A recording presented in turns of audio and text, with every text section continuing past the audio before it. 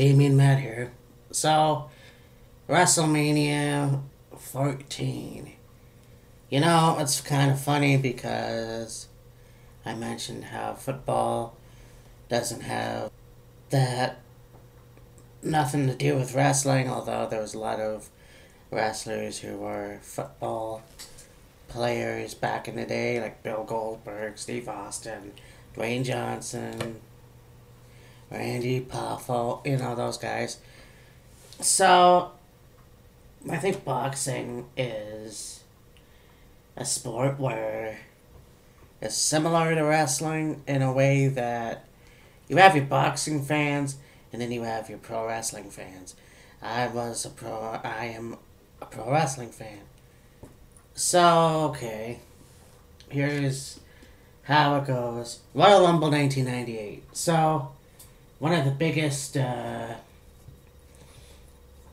events in history had the special guest of Mike Tyson up in the stands watching the Royal Rumble. And of course, he was cheering on Stone Cold Steve Austin the whole time. Now, the winner of the Royal Rumble for the second year in a row was Stone Cold Steve Austin. And it was cool, and I think it was also cool that the last opponent in the ring for him was The Rock because of what would happen the year after. But this match coming up was cool because you have the WWF champion Shawn Michaels defending it against The Undertaker, and that's how his back problem started. And, yeah. He still won, despite that, but that's where the whole issues began. So, WrestleMania 14 is set.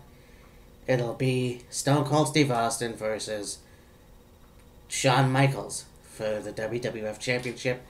And the next night on Raw, McMahon comes out, and who does he invite as special guest for WrestleMania?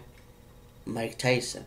So Mike Tyson comes out, and I watched it, and I thought, so, Vince McMahon is an old school guy.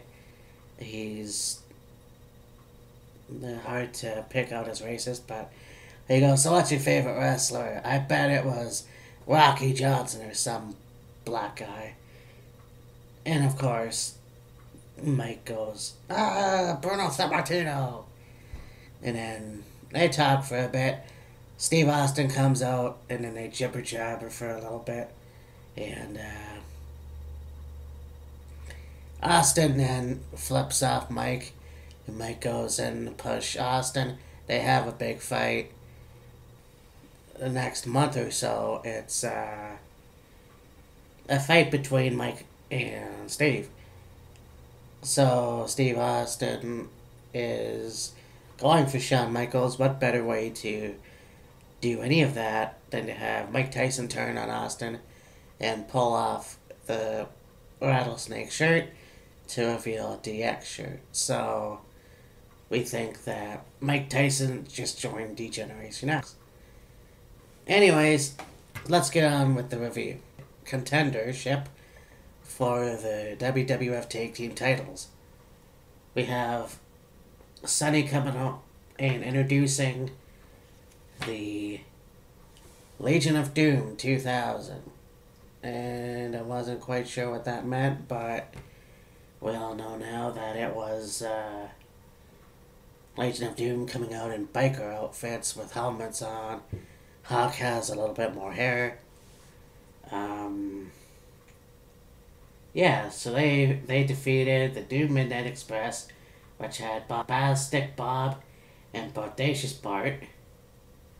And they have the management by Jim Cornette.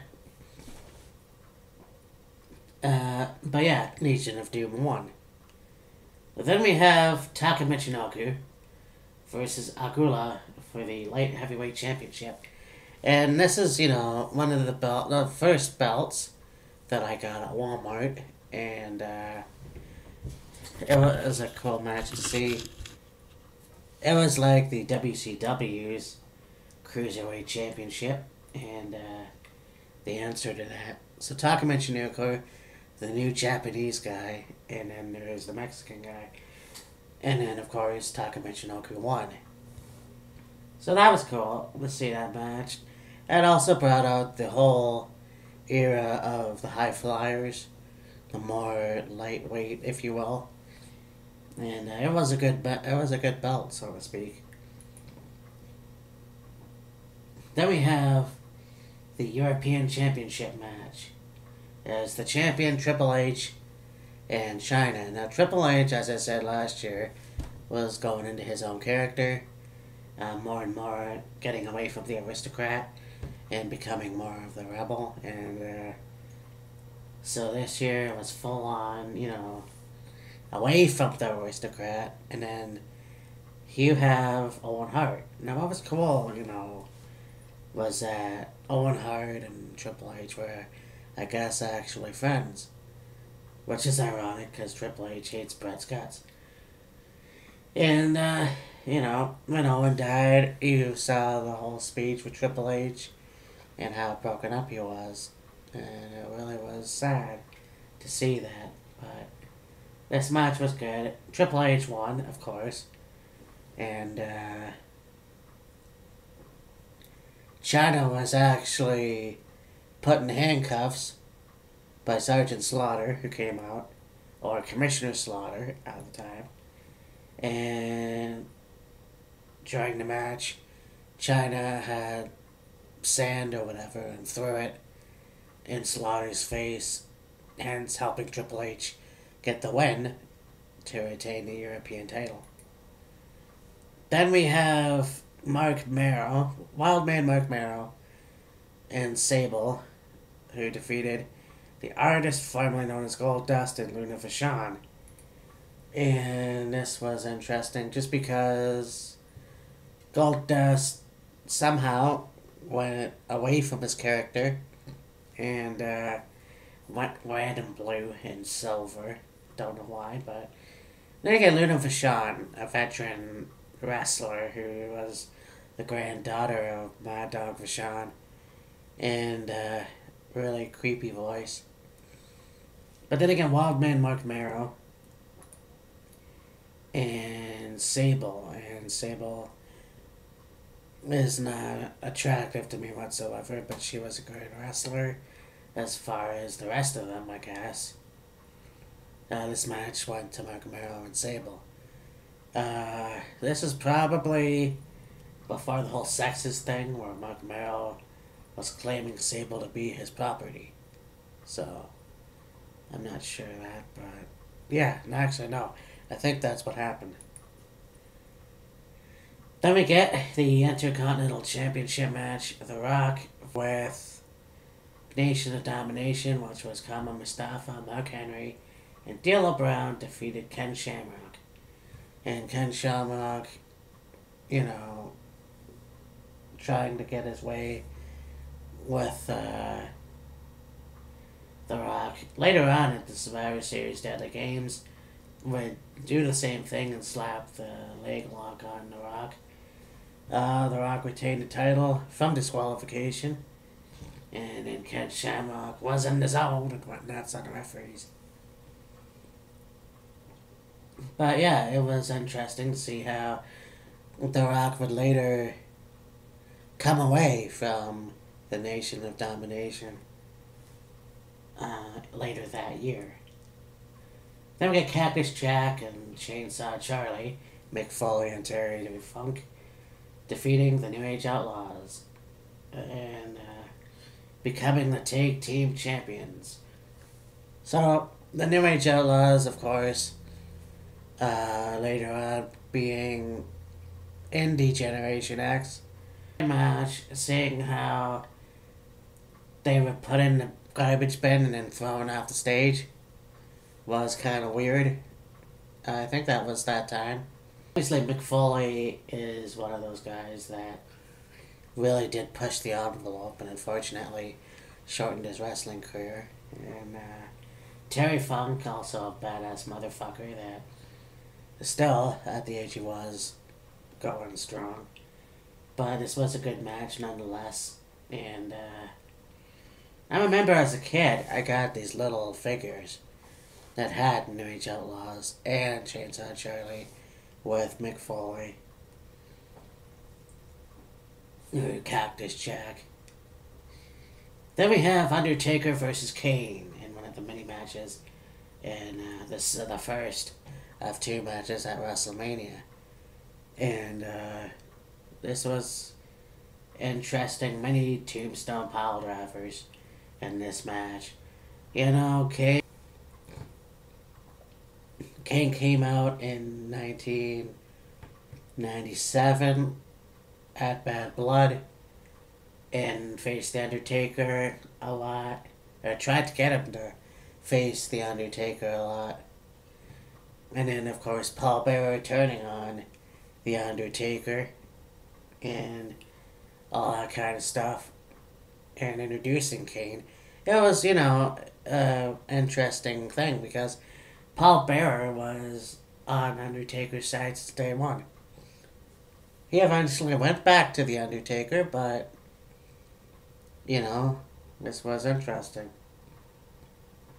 And I mean, the evolution of the two, it was pretty cool to see that, especially, you know, years later, having Kane unmask and having Undertaker eventually shave his trademark long hair. I mean, it's back, but I don't think those two will ever get back together. Obviously, because one's older than... Oh, they're both pretty old. But Undertaker seems to be beat up a lot, so I don't know if he'll ever return to the ring. Then we get to the main event, the WWF Championship. Now, it is important to note that this was the last time the Eagle Skull belt would be ever into the WWF. After that, it was the Circle Attitude Era belt, so to speak. But it was Shawn Michaels, who hurt his back at the Royal Rumble. You have Stone Cold Steve Austin, who won the Royal Rumble. Then you have the special guest referee, Mike Tyson, Iron Mike Tyson, who is also a wrestling fan. You know, Mike Tyson and Steve Austin were both very much badass motherfuckers in their own profession. So it was cool to see that, especially seeing Mike Tyson pretend to be like he was in DX. So yeah, he came down to DX music. Then you got the DX band, or whatever they were called, during Shawn Michaels coming into the ring. The first time Shawn Michaels didn't use his wrestling usual theme music, sexy boy theme music. So the match was pretty good. We obviously knew that Shawn Michaels was going to have his last match for a while. Being broken down and feeling the effects, you know, seeing the pain on his face. It was just like crazy. But yes, Steve Austin eventually became the WWF champion. Now, if Shawn Michaels had actually did the Sweet Chin music instead of being caught, you might have a different story, but at the same time, his back was going on him, so I don't know how he would continue. But it eventually had Mike Tyson do a fast count. I don't know. I think the double turn was weird. But then you have Shawn Michaels go toe-to-toe with Mike, and Mike Tyson delivering the 1-2 punch, which I thought was cool. And then walking out of the ring and out of the arena with Stone Cold Steve Austin. And then, of course, you have the little, like, Japanese-style press conference with Steve Austin, and for the last time ever, the Eagle Skull Championship. And then, of course, it pissed off Shawn Michaels leaving the press conference for a little while. at least until 2003. Overall, 2002, but whatever. All in all, this was a good WrestleMania. You know, this is when I started fully watching wrestling religiously again. And to see these two guys go at it. Shawn Michaels being the veteran, you know, but he did have his issues. And then Stone Cold Steve Austin, who did have issues, but, you know, was still active as a wrestler. And then, of course, Mike Tyson. All in all, you know, you see the Road Warriors come back, and then you have The Rock and Shamrock in their first match encounter. So, it was wrestling, ultimate fighting, pro wrestling altogether. And boxing, you know, it was fun. It was a really good show. And, yeah, we are very close now to the end of the decade. Just have WrestleMania 15. That'll be tomorrow. Talk to you later. Bye.